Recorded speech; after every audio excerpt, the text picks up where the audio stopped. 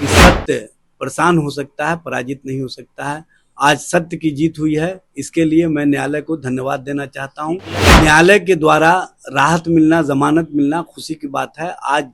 बिहार का एक एक आवाम, गरीब गुरबा खुश है। तेजस्वी जी को राहत मिलने से महागठबंधन सरकार अपने जो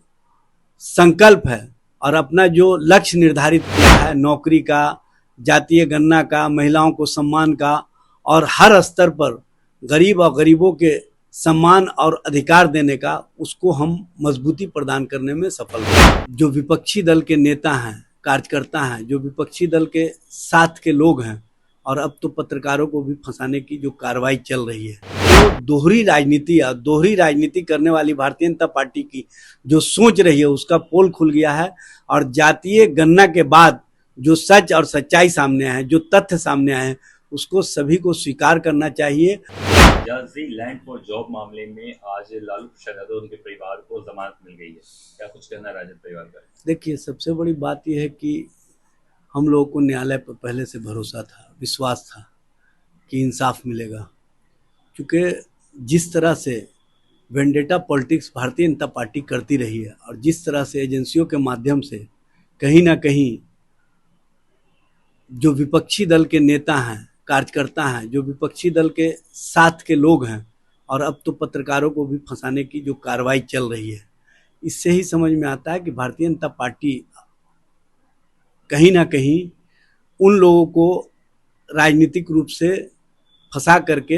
अपना राजनीतिक हित साधना चाहती है, जो नरेंद्र मोदी सरकार या भारतीय जनता पार्टी और केंद्र सरकार के खिलाफ समय समय पर अपनी आवाज़ें बुलंद करते रहे और उन आवाज़ों को दबाने के लिए भारतीय जनता पार्टी इस तरह की राजनीति करती रही है, यह स्पष्ट रूप से दिखा। न्यायालय के द्वारा राहत मिलना, जमानत मिलना खुशी की बात है। आज बिहार का एक एक आवाम, गरीब गुरबा खुश है कि उनकी आवाज़ और उनकी बात कहने वाला, उनको सम्मान देने वाला, उनके प्रति सोच रखने वाला नेतृत्वकर्ता को माननीय न्यायालय ने जमानत दे करके स्पष्ट कर दिया कि सत्य परेशान हो सकता है, पराजित नहीं हो सकता है। आज सत्य की जीत हुई है, इसके लिए मैं न्यायालय को धन्यवाद देना चाहता हूँ। सीबीआई इस फैसले के खिलाफ जाने की बात कर रही है, वो बोल रही है कि ये फैसला जो है पूर्ण रूप से सही नहीं। देखिए, सीबीआई कहीं भी जाए, लेकिन न्यायालय और न्यायिक प्रक्रिया पर हमको पूरा भरोसा है और न्यायिक प्रक्रिया में हमको इंसाफ मिलते रहा है और इंसाफ मिलेगा, ऐसा हमको पूरा उम्मीद है। वर्तमान में सत्ता पक्ष वाले कह रहे थे कि 4 तारीख को तेजस्वी यादव का जेल जाना तय हो जाएगा। देखिए, भारतीय जनता पार्टी, केंद्र की सरकार जिस तरह से एजेंसियों को अपने अधीन कर लिया है, उनको लगा कि कहीं ना कहीं इस मामले में हम कोर्ट को भी प्रभावित कर लेंगे, लेकिन कोर्ट की निष्पक्षता बनी हुई है और कोर्ट पर जो लोगों का विश्वास है वह स्पष्ट रूप से दिखा। आज जो इंसाफ मिला है ये आने वाले समय में दूरगामी परिणाम देगा, क्योंकि जिस तरह से जातीय गणना के रिपोर्ट आए हैं और जिस तरह से उन मामलों पर हम गरीबों, शोषितों, वंचितों, कमेरे वर्गों, झोपड़ियों में रहने वालों के लिए हक और अधिकार देने के लिए कृत संकल्पित हैं और उसको आगे बढ़ाने की प्रक्रिया कर रहे हैं। और जो नौजवानों को रोजगार देने का एक सिलसिला शुरू हुआ है, उसमें तेजस्वी प्रसाद यादव की महती भूमिका होगी और तेजस्वी जी को राहत मिलने से महागठबंधन सरकार अपने जो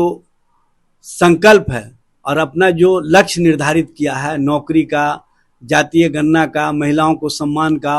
और हर स्तर पर गरीब और गरीबों के सम्मान और अधिकार देने का, उसको हम मजबूती प्रदान करने में सफल रहेंगे। जिस जातीय जनगणना की बात कर रहे हैं आप, बीजेपी पार्टी कहती है ये अपने से हिस्सेदारी ली गई है, ना कि आंकड़े जोड़े गए। देखिए, भारतीय जनता पार्टी जिस तरह की राजनीति करती रही है, सबको पता है कि वो जातीय गणना का विरोध कर रही थी। जब स्टे हुआ तो भारतीय जनता पार्टी के कार्यालय में मिठाइयाँ बांटी।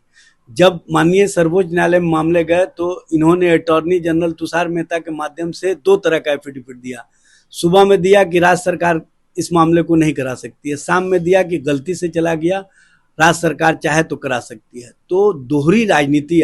राजनीति करने वाली भारतीय जनता पार्टी की जो सोच रही है उसका पोल खुल गया है और जातीय गणना के बाद जो सच और सच्चाई सामने आए, जो तथ्य सामने आए, उसको सभी को स्वीकार करना चाहिए और स्वीकार करके जिन वर्गों को हक और अधिकार देना है उसके लिए कृत संकल्पित जो महागठबंधन सरकार है उसमें साथ देने का काम करना चाहिए।